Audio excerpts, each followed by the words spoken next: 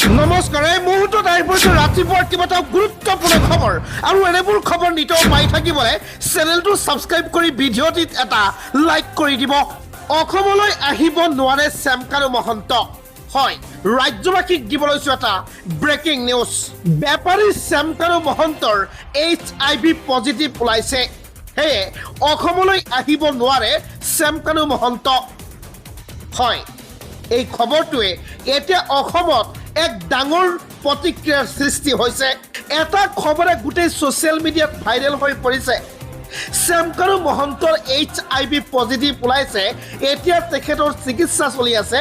অসমত আহিব নোৱাৰে শ্যামকানু মহন্ত। অসমবাসী ৰাইজ, কথাটো কিমান সঁচা?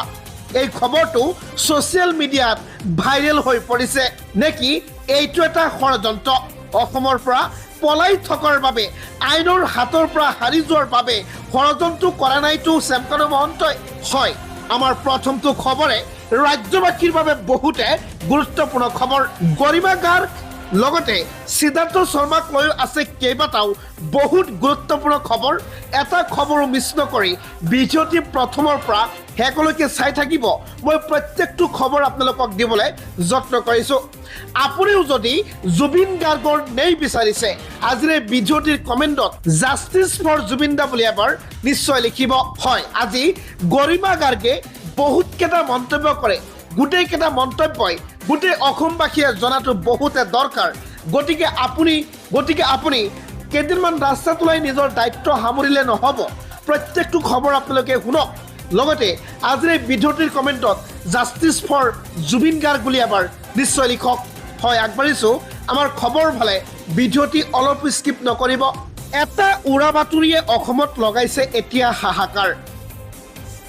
বেপাৰী শ্যামকানু মহন্তৰ হৈছে HIV পজিটিভ।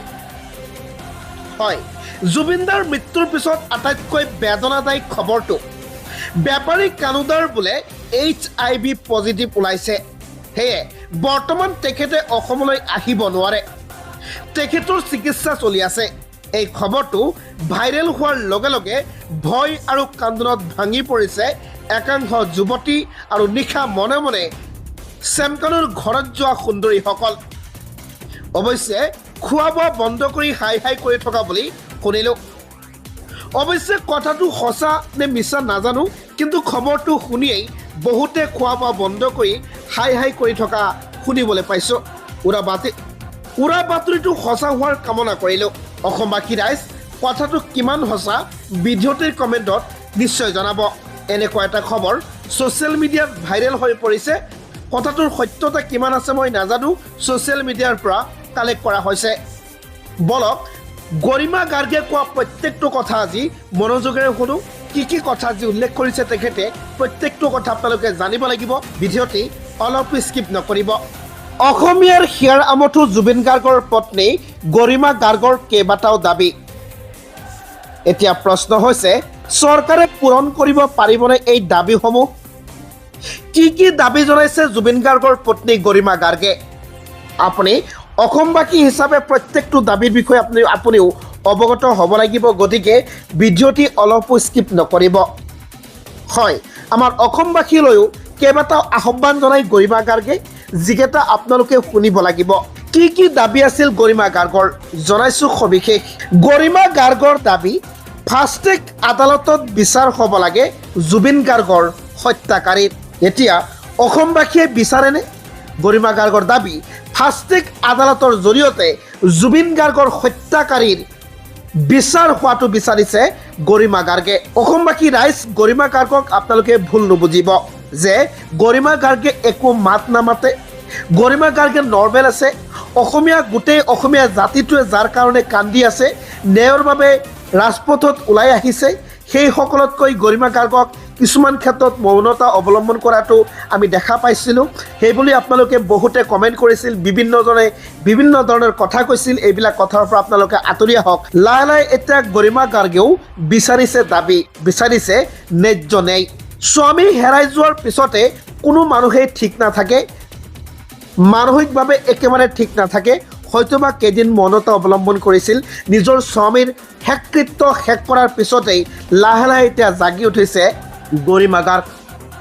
বন্ধুসকল এতিয়া আগবাঢ়িছো বলক দাবীসমূহ কি আছিল গৰিমা গাৰ্গৰ দাবী ফাষ্টেগ আদালতত বিচাৰ হ'ব লাগে জুবিন গাৰ্গৰ হত্যাকাৰী সম্পূৰ্ণ অৱহেলাৰ বাবে মৃত্যু হ'ল জুবিন গাৰ্গৰ বাঘৰুৱা এজন ব্যক্তিক বাৰে বাৰে পানীলৈ লৈ যোৱা হৈছিল ভিডিঅ'ত আমি স্পষ্টকৈ দেখা পাইছিলোঁ বাৰে বাৰে পানীত নমাই দিয়া হৈছিলে বাগৰি গৈছিল নৌকা ধৰি শুই গৈছিল তাৰ পিছতো তেখেতক উঠাই অনা হোৱা নাছিলে তাতে মৰিবৰ কাৰণে তাতে তিলে তিলে মৰিবৰ কাৰণে ৰাখি দিছিলে জুবিন গাৰ্গক নহ'লে পানীত পৰি ঢুকুৱা এজন ব্যক্তি ইমান সহজে নমৰে লগে লগে ডক্টৰ পালে লগে লগে হস্পিটেলত লৈ যোৱা হ'লে নিশ্চয় আজি আমাৰ হিয়াৰ আমঠুক আমি নেহেৰালোহেঁতেন তাতে সম্পূৰ্ণভাৱে ষড়যন্ত্ৰ চলিছে তাতে সম্পূৰ্ণ অৱহেলা আছে গতিকে গৰিমা গাৰ্গে দাবী কৰিছে সেই ইয়টত যোৱা জুবিন গাৰ্গৰ লগত সেই সাগৰৰ ইয়টত যোৱা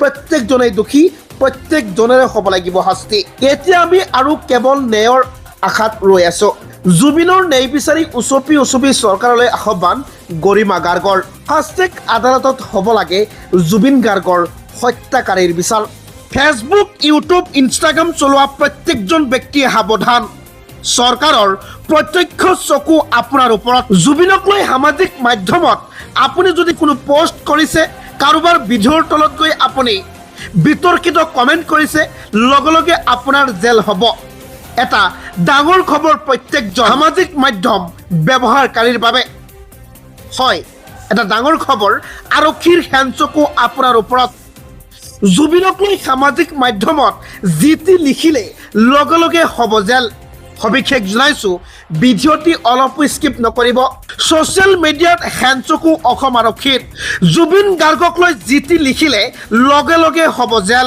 এআই যোগে ভুৱা ফটো ভিডিঅ' প্ৰচাৰ কৰিলে হ'ব গ্ৰেপ্তাৰ অপপ্ৰচাৰ উচতনিমূলক মন্তব্যৰ বিৰুদ্ধে কঠোৰ হৈছে আৰক্ষী ইতিমধ্যে সীমা চেৰাই বহুতে সামাজিক মাধ্যমত কৰিছে অপপ্ৰচাৰ ইতিমধ্যেই কেইবাজনকো গ্ৰেপ্তাৰ কৰিছে অসম আৰক্ষীয়ে ফেচবুক ইনষ্টাগ্ৰাম টুইটাৰ সকলোতে তীক্ষ্ণ নজৰ অসম আৰক্ষীৰ ছ'চিয়েল মিডিয়াত হেনচকু অসম আৰক্ষীৰ জুবিন গাৰ্গক লৈ যি টি লিখিলে লগে লগে যাব লাগিব জেললৈ ফেচবুক ইউটিউব ইনষ্টাগ্ৰাম চলোৱা প্ৰত্যেকজন ব্যক্তিয়ে সাৱধান চৰকাৰৰ প্ৰত্যক্ষ চকু আপোনাৰ ওপৰত জুবিনক লৈ সামাজিক মাধ্যমত আপুনি যদি কোনো পোষ্ট কৰিছে কাৰোবাৰ ভিডিঅ'ৰ তলত গৈ আপুনি বিতৰ্কিত কমেণ্ট কৰিছে লগে লগে আপোনাৰ জেল হ'ব এটা ডাঙৰ খবৰ প্ৰত্যেকজন সামাজিক মাধ্যম ব্যৱহাৰকাৰীৰ বাবে হয় এটা ডাঙৰ খবৰ আৰক্ষীৰ হেনচকু আপোনাৰ ওপৰত